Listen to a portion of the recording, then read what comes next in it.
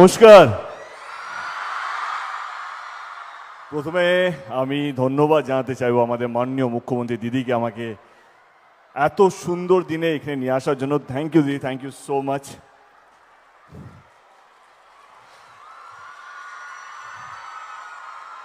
আমি ভাবলাম দুটো লাইন বলতে হবে, বলে দেব, কিন্তু রচনা দিয়ে এত ভালো স্পিচ দিল, বাপ রে বাপ। আমি 12 বছর সাংসদ হয়ে এত ভালো দিতে পারলাম না স্পিচ, যত 1.5 বছর রচনা দিয়ে গেল। কি ডায়লগ দিলে! ওকে ওকে। আজকে আমার 2014 থেকে সাংসদের যাত্রা শুরু। 2014 এবং আজকে 26, এই 12 বছরে আজকে দিনটা হচ্ছে আমার সবচেয়ে বড় দিন দেব সাংসদ হিসেবে। কারণ আজকে দিদি যেই কাজটা করলেন বা যেই উদ্বোধনটা করলেন, শুধু একটা উদ্বোধন নয়, একটা শিলান্যাস নয়, এটা ঘাটাল লোকসভা কেন্দ্রের মানুষের দীর্ঘদিনের লড়াই, দীর্ঘদিনের স্বপ্নকে এমন একজন মুখ্যমন্ত্রী আসবে, এমন একজন সরকার আসবে, সে কেন্দ্র থেকে আসুক বা রাজ্য থেকে আসুক, তাদের এই কষ্টটা বুঝবে, তাদের এই যন্ত্রণাটা বুঝবে। যখনই বৃষ্টি আসে তখন দিনের পর দিন গ্রামগুলো জলের তলায় থাকে, ধানের চাষগুলো জলের তলায় চলে যায়, কত পশু পাখি, কতগুলো যান চলে যায়, কতগুলো মানুষ মারা যায়, সেটা আমি গত 12 বছর ধরে নিজের চোখে দেখেছি। আমি 2014-তে যখন শপথ নিয়েছিলাম সাংসদে, আমার প্রথম স্পিচটাই বাংলায় দিয়েছিলাম এবং ঘাটাল মাস্টার প্ল্যান নিয়েই দিয়েছিলাম। এই ঘাটাল মাস্টার প্ল্যানটা কোনো টিএমসি বা কোনো বিজেপি বা কোনো কংগ্রেস বা কোনো সিপিএমের জন্য নয়, এটা ঘাটাল লোকসভা কেন্দ্রের প্রত্যেকটা মানুষের জন্য। শুধু আমি একবার নয়, বারবার আমরা ঘাটাল মাস্টার প্ল্যান নিয়ে সংসদে, পার্লামেন্টে, ইনফ্যাক্ট মানসদা এখানে আছে, আমরা দিল্লিতেও গিয়েছিলাম, দিদি আমাদেরকে দিল্লিতে পাঠিয়েছিল তখন মিটিং করার জন্য জল দপ্তর মন্ত্রীর সাথে ওইখানে, তার সঙ্গে আমরা আলোচনা করি, কিন্তু কেউ আমাদের কথা রাখেনি।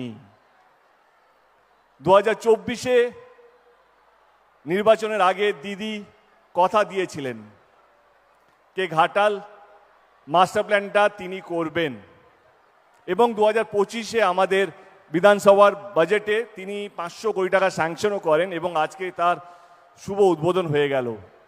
আমি নিজের তরফ থেকে নয়, আমি ঘাটাল লোকসভা কেন্দ্রের প্রত্যেকটা মানুষের পক্ষ থেকে, সে টিএমসি করুক, সিপিএম করুক, কংগ্রেস করুক, বিজেপি করুক, তাদের প্রত্যেকের পক্ষ থেকে আমি দিদিকে হাত জোড় করে ধন্যবাদ জানাতে চাইছি। দিদি, এইটা যে কত বড় কাজ হলো, এটা যে কত বড় সমস্যার সমাধান হতে চলেছে আগামী দিনে, সেটা ঘাটাল লোকসভা কেন্দ্রের মানুষই হয়তো বুঝতে পারবে। কত মানুষ লড়াই করতে করতে চলে গেছেন, স্বপ্ন দেখেছেন কি এক না একদিন কেউ না কেউ করবেন, কেউ কথা রাখেনি। যিনি কথা রেখেছেন তার নাম হচ্ছে মমতা ব্যানার্জি, আমাদের 3 বারের মুখ্যমন্ত্রী। আজকে সোশ্যাল মিডিয়ার যুগ, আপনি একটা উচ্চবাচ্য কথা বললেই আপনি ট্রোল হয়ে যাবেন, এই তো দেব এটা বলছে বা অমুক এটা বলছে। আমরা যখন এসআইআরে যখন মিছিলের পর যখন আমরা সভা করছিলাম, দিদি আমাকে কিছু কথা বলতে বলেছিলেন, তখন আমি বলেছিলাম এইবারে আমাদের সরকার, আমাদের দল 250টা সিট নিয়ে আসবে। কর্মীদের কাছে এটা মন্ত্র ছিল কি না 250টা আমরা নিয়ে আসবো, কিন্তু কিছু মানুষ ট্রোল করলো কি কেন দেব পাগল হয়ে গেছে। আচ্ছা, নির্বাচনটা কিসের জন্য বলুন তো?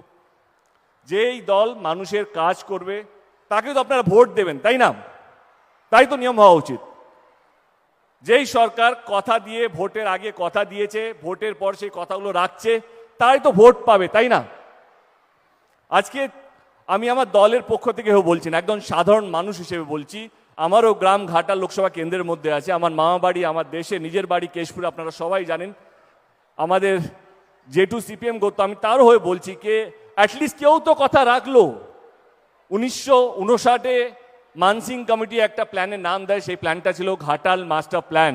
এই ফাইলটা প্রত্যেকটা দপ্তর, প্রত্যেকটা সরকারের প্রত্যেকটা টেবিলে ছিল, কিন্তু কেউ এই ফাইলটা পাস করেনি। যিনি পাস করেছেন তার নাম হচ্ছে মমতা ব্যানার্জি। এবারে যেই দল যে কথা দিয়ে কথা রাখে, সে কেন জিতবে না? তাকে তো জেতানো উচিত। সে শুধু ভোট নিয়ে চলে যায়নি, সে আপনাদের পাশে থেকে আপনাদের কথা দিয়ে কথা রেখেছে। সামনে নির্বাচন, আমি জানি অনেকেই আসবেন, অনেকেই অনেক বড় বড় কথা বলবেন, তাতে কোনো আপত্তি নেই, সবারই অধিকার আছে কথা বলার। কিন্তু আমি সাধারণ মানুষ হিসেবে বলছি, যেই দলটা গত 15 বছর ধরে মানুষকে আগলে রেখেছে তার তো জেতা উচিত। যেই দলটা সমস্ত ধর্মের মানুষকে, সে হিন্দু হোক, মুসলিম হোক, শিখ হোক, ইসাই হোক, সেই কোনো ধর্মীয় রাজনীতি না করে সমস্ত মানুষকে আগলে রেখেছে তার তো জেতা উচিত। যেই মানুষটা শুধু উন্নয়নে কাজ করে গেছে, মানুষকে ভালো রাখার চেষ্টা করে গেছে, সে কন্যাশ্রী হোক, রূপশ্রী হোক, অনেকগুলো প্রকল্পের মাধ্যমে, সে কোনোদিন দেখেনি এই মেয়েগুলো তার বাবা মারা কোন দল করে, বা ওই বাড়িটা, যেই বাড়িটা আজকে অনেকগুলো বাড়ি অনেক মানুষ পেয়েছে, তারা কোন দল করে, তারা সিপিএম করে না, কংগ্রেস করে না, তারা টিএমসি করে, সেইটা দেখেনি। তিনি শুধু মানুষের ভালো করার চেষ্টা করে গেছেন। তাহলে সে জিতবে না তো কে জিতবে? আমি বাংলার প্রত্যেকটা মানুষকে বলছি, আমরা জোর করব না আপনাদেরকে ভোট দেওয়ার জন্য, কিন্তু আপনাদের বিবেক যদি একটু কথা বলে তাহলে দেখবেন 15 বছর ধরে একজন মহিলা লড়াই করে, সংঘর্ষ করে, প্রত্যেক দিন কিছু না কিছু কখনো না কখনো হয়েই চলেছে, আমরা প্রত্যেক দিন টিভিতে দেখি।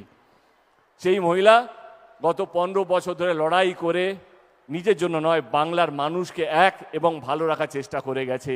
যদি জেতে তো আমার মনে হয় এরকম মানুষেরই জেতা উচিত।